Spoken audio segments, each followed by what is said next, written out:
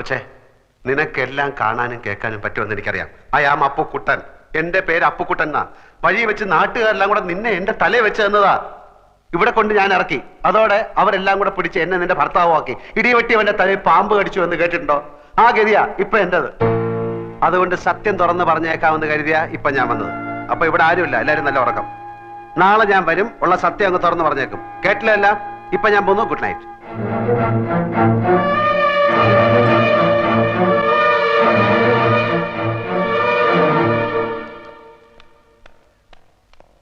അവിടെ നിന്നേ, അവിടെ നിന്നേ. ഒരു പാവം പിടിച്ച പെണ്ണിനെ പ്രേമിച്ച് കെട്ടിയിട്ട് അവളെ ഒന്നിനും കൊള്ളാതായപ്പോ മുങ്ങി രക്ഷപ്പെടാൻ നോക്ക. അങ്ങനെയൊന്നുമല്ല. പിന്നെ താനല്ലടോ അവളുടെ ഭർത്താവാണെന്ന് പറഞ്ഞു ഓപ്പറേഷന് മുമ്പ് ഒപ്പിട്ടത്. അതൊരു പെണ്ണുമ്പോൾ അവിടെ ഒപ്പിട ഇവിടെ ഒപ്പിട അവിടെ ഒപ്പിട എന്ന് പറഞ്ഞപ്പോ ഞാൻ ഒപ്പിട്ട് പോയതാ. അതിപ്പോ നീ ഉണ്ടാക്കിയ സൂത്രല്ലേ? സൂത്രോ? ദേവരാരി മറ്റേ വർത്താനം പറയരുത്. എന്റെ പേര് KC അപ്പുക്കുട്ടൻ. കുറ്റിപ്പുറത്ത് ചേരിൽ അപ്പുക്കുട്ടനാര്. തനിക്ക് വിശ്വാസമല്ലേ? ബർത്ത് സർട്ടിഫിക്കറ്റ് SSLC ബുക്ക് നാളെ കൊണ്ട് കാണിച്ചു തരാം. അതിപ്പോ ഏത് ചേരിയിലും ഏത് പേരിലും ആർക്കും കിട്ടും. എന്നാലും കാര്യം ചെയ്യ്. അവന്റെ പേരെന്താ? ആൽഫ്രഡ് ഫെർണാണ്ടസ് എന്നൊരു കല്ലാസ് ഉണ്ടാക്കിയിട്ട് താനാ അവളെ കെട്ടിയെന്ന് പറ. പോയി പണി നോക്കണോ? നിൽക്കണോ? പോണോ?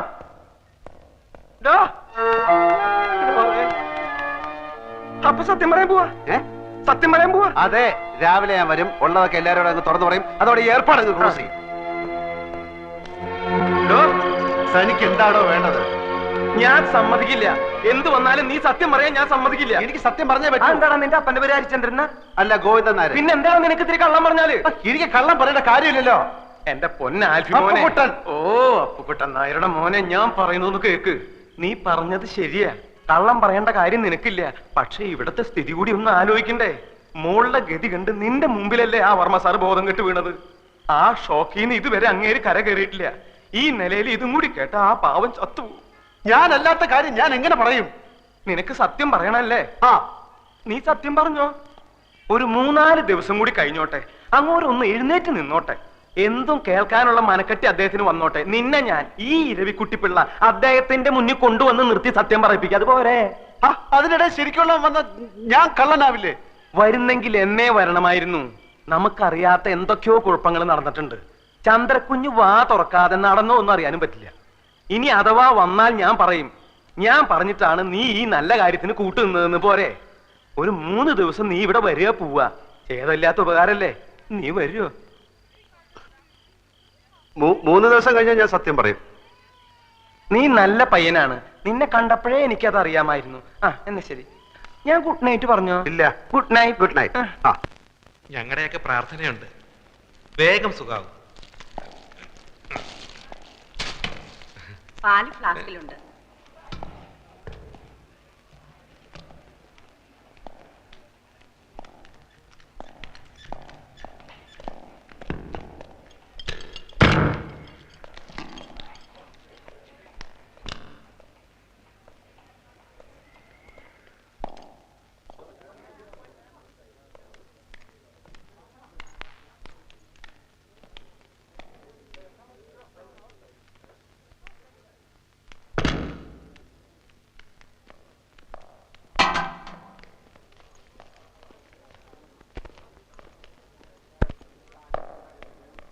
ഇരവിക്കുട്ടിപ്പിള്ള പറഞ്ഞു, ഇപ്പൊ സത്യമൊന്നും പറയണ്ട.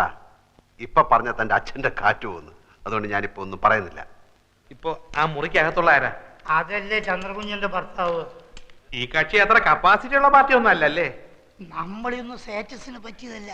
വർമ്മ സാറിനോ ഞങ്ങൾക്കൊക്കെ എതിർപ്പായിരുന്നു. കാശ് കൊടുത്തോ? കൊടുത്തു. ഇനിയിപ്പോ ഇങ്ങനെയൊക്കെ ആയ സ്ഥിതിക്ക് മരുമോനായി സ്വീകരിച്ചല്ലേ പറ്റൂ. പറഞ്ഞതെല്ലാം ഓർമ്മയുണ്ടല്ലോ. ഞാൻ പറയുന്നത് വരെ ഒരു സത്യം ഒരാളോടും പറയരുത്. സത്യം പറയണ നേരാവുമ്പോ ഞാൻ പറയാം.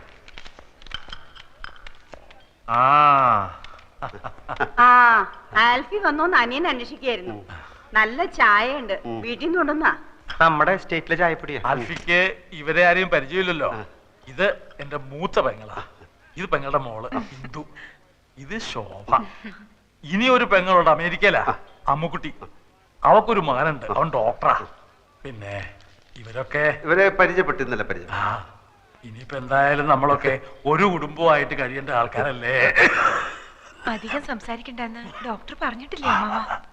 എനിക്ക് ആൽഫിയെ കാണുമ്പോ മനസ്സിന് വല്ലാത്ത സമാധാനവും ശക്തിയൊക്കെ തോന്നുക. ഇത് ഇരവി.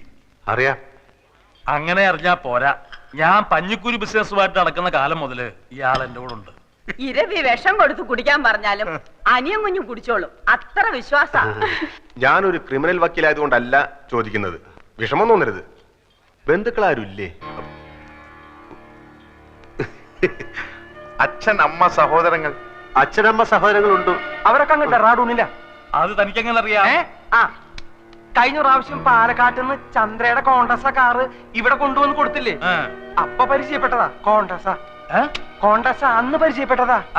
എന്നിട്ട് അന്ന് താനത് പറഞ്ഞില്ലല്ലോ. അന്ന് നിങ്ങൾ കണ്ട കീരിയും പാമ്പും പോലെയല്ലേ? ഞാൻ മിണ്ടി കണ്ടു എന്നങ്ങാൻ പറഞ്ഞ എന്റെ മേൽ ചാടി കയറാനോ? ഓഹോ, അപ്പൊ ഇരവി മാമൻ മാത്രമേ നേരത്തെ ഇവിടെ ആൽഫിയെ കണ്ടിട്ടുള്ളതാണല്ലോ. എന്നാ ഞാൻ ഒരു സത്യം പറയാം. എന്നാ സത്യം ഞാൻ തുറന്നു പറയാം.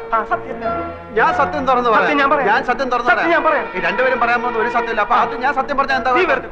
അപ്പൊ അത് നിങ്ങൾ സത്യം പറഞ്ഞാൽ ഞാൻ കള്ളനാവും. ഞാൻ സത്യം പറയാം. സത്യമല്ല ഈ സത്യം. എനിക്കെങ്ങനെ കള്ളനാവും? ഈ സത്യം ഞാൻ പറയാം. ഞാനൊരു ബിയർ അടിച്ചു. ബിയർ? ബിയർ.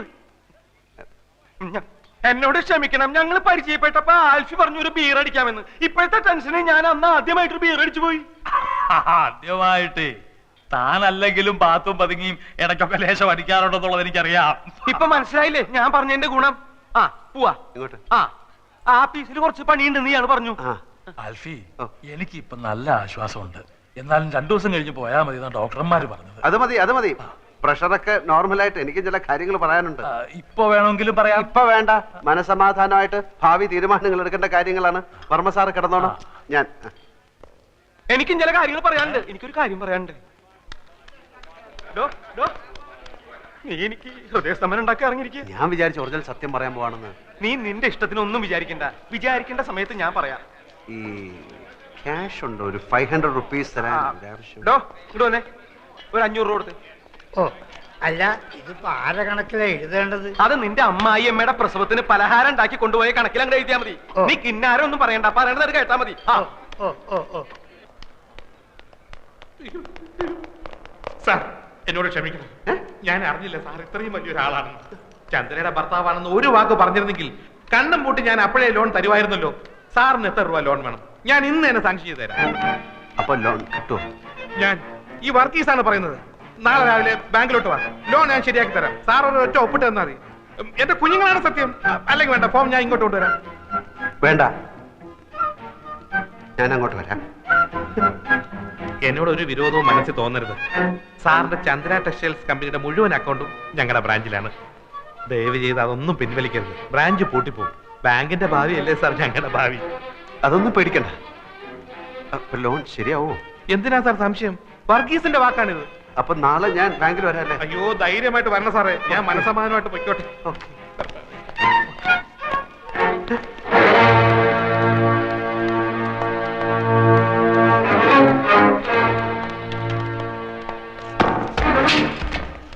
എന്ത് പറ്റിയടാ? എന്ത് നമ്മൾ ഈ പെട്ടിയിലെ സാമാനങ്ങൾ വിൽക്കാൻ നോക്കി. चंद्रा कौन है? What's the matter? कौन है Chandra? Chandra, she's my wife. ये बैग तुम्हारा है? It's my bag. It's my bag. देखिए, इसको हमने इस बैग के साथ एक अजीब हालत में पकड़ा है और इस पर जो टैग लगा है वो हॉस्पिटल का है. It's my bag and he's my servant and he's bringing this bag. But he looks like a thief. Not only his face, but his father's face is also looks like a thief. Thank you very much, sir. Oh, I see. Thank you very much. Thank you for the bag. चलो चलते हैं. നമ്മളാണ് ഒറ്റ മുക്കാല് കയ്യില്ലാത്തോണ്ട് കിട്ടുന്ന ആട്ടെന്ന് വെച്ചിട്ട് ഞാൻ പടച്ചോനെ കണ്ടു. ഏത് പഠിച്ചോ? എടാ, ഞാൻ കുറച്ചു മുമ്പ് പടച്ചോനെ കണ്ടു. ബാങ്ക് മാനേജർ രൂപത്തില്. ബാങ്കിൽ ചെന്ന് ഒപ്പിട്ട എത്ര ലക്ഷം രൂപ ആണെങ്കിലും കിട്ടും. 4 ലക്ഷം ഒന്നും അല്ല. നേരാണോ നീ താങ്ക് യു. അയാൾ വിചാരിച്ചിരിക്കുന്നത് ഞാൻ പെണ്ണിന്റെ ഭർത്താവാണെന്ന്. അതുകൊണ്ട് ഈ ലോൺ കൈ കിട്ടുന്നിടം വരെ ഞാൻ ഈ കളി തുടരാൻ പോവാണ് മോനെ. ഇനി ഇപ്പെങ്കിലും നല്ല ബുദ്ധി തോന്നിയല്ലടാ മോനെ.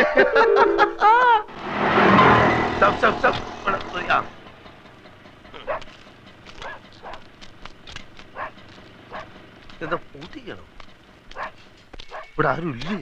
இங்க யாரும் கிடையாது சார். அவங்க வீட்டை காலி பண்ணிட்டு போயிட்டாங்க. எங்க? தெரியாதுங்க.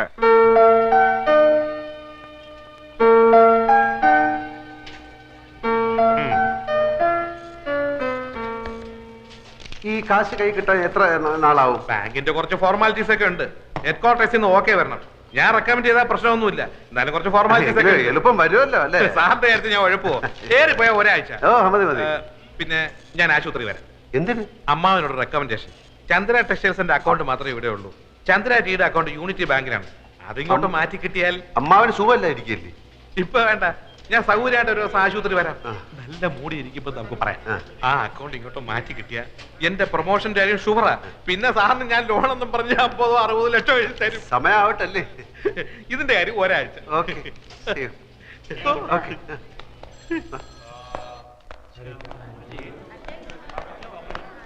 ഞാൻ കാത്തു നിൽക്കുകയായിരുന്നു. വർമ്മ സാർ ഉഷാറായി. ഡോക്ടർ ചെക്ക് ചെയ്തിട്ട് ആളിപ്പോ ഇരുമ്പ് പോലെ ഉണ്ടെന്ന് പറഞ്ഞു. അത് നന്നായി. മൂപ്പർക്ക് വിഷമാവുമെങ്കിലും ഇനിയിപ്പോ ഉള്ള സത്യം പറയാൻ മടിക്കണ്ട. നമുക്ക് ഇപ്പൊ തന്നെ പറയാം അല്ലേ? എന്ത്? താൻ ആൽഫിയല്ല അപ്പുക്കുട്ടനാണ് ചന്ദ്രകുഞ്ഞിന്റെ ഭർത്താവല്ലാന്ന്. എനിക്ക് വയ്യ. അതെന്താ? എനിക്ക് വയ്യേ. അതെന്താന്നാ ഞാൻ എനിക്ക് വയ്യ. അത് തന്നെ.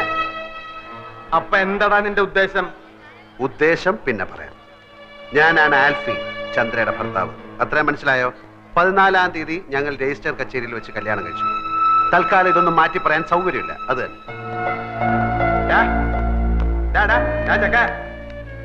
നീയല്ലേ പറഞ്ഞ സത്യം പറയാൻ പോവാന്ന്? താനല്ലേ പറഞ്ഞ സത്യം പറയണ്ടെന്ന്? അതപ്പോ. എന്നാ ഇതിപ്പോ.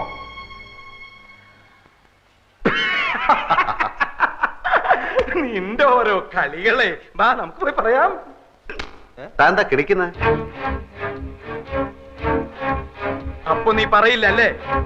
ഇല്ല. വേണ്ടടാ, നീ പറയണ്ട. നീ ആൽഫിയല്ല, കൂൽഫിയല്ല, ഒരു തേങ്ങയല്ല, അപ്പുക്കുട്ടൻ എന്ന് പറഞ്ഞൊരു ഫ്രോഡാണെന്ന് ഞാനിപ്പോ പോയി പറയും. ഓട്ടശ്ശേരി തറവാട്ടിലെ ഉപ്പും ചോറും തിന്ന് വളർന്നവനായി ഞാൻ. നിന്നെ പോലൊരു പെരട്ട നാറിയെ അവിടെ കയറി നിരങ്ങാൻ ഞാൻ സമ്മതിക്കില്ലടാ. നീ എന്താ കളിക്കുക? ഞാൻ കാണിച്ചു തരാം. ചവിട്ടി കൂട്ടി ഞാൻ പമ്മി. താൻ പറയോ? പറയ മാത്രല്ല, ആൾമാറാട്ടത്തിന് നിന്നെ കൊണ്ട് കമ്പി ഇടിക്കണം. എങ്കിൽ നമുക്ക് ഒരുമിച്ച് എണ്ണാം.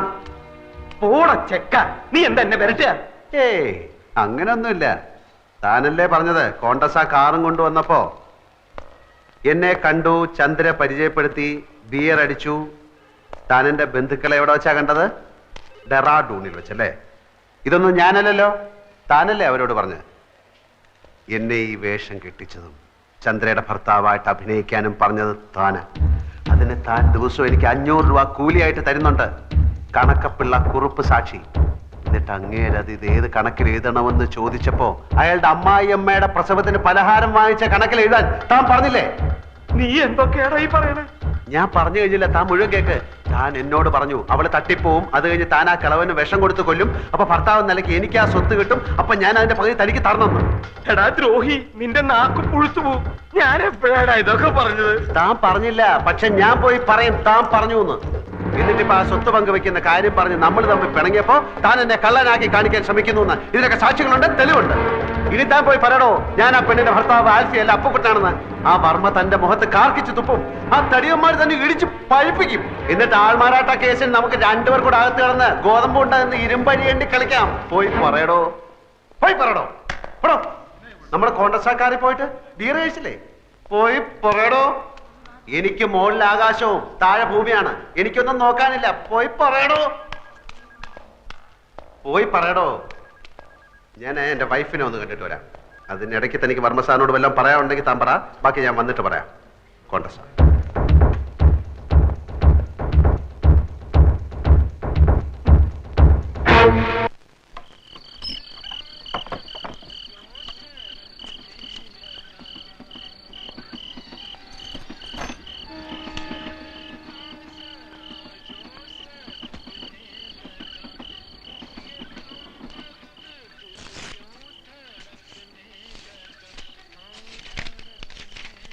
പ്രിയപ്പെട്ട ഏട്ടൻ എന്നാ ഇങ്ങോട്ട് വരുന്നത്?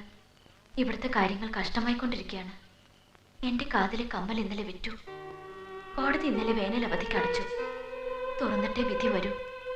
അച്ഛന് ഊണും ഉറക്കവുമില്ല. ചിലപ്പോ ഒറ്റയ്ക്കിരുന്ന് കരയുന്നത് കാണാം. എന്നും ചേട്ടൻ എപ്പോഴാ വരുന്നതെന്ന് ചോദിക്കും. ഒരു സമാധാനത്തിനെങ്കിലും ഒരു എഴുത്ത് അച്ഛൻ എഴുതണം.